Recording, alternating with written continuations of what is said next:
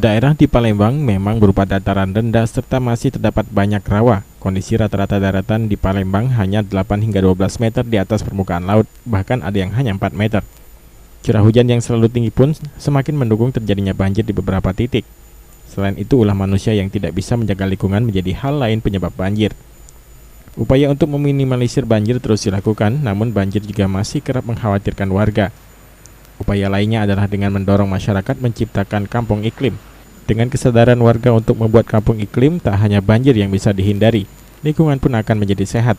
Saat ini baru ada satu kampung iklim di Palembang, yakni di Kecamatan Gandus.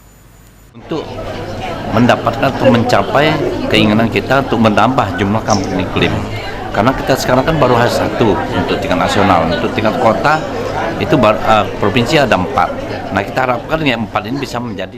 Pompa air yang ada saat ini juga belum cukup untuk mengatasi banjir, karena idealnya Palembang memiliki pompa air di tiap kecamatan.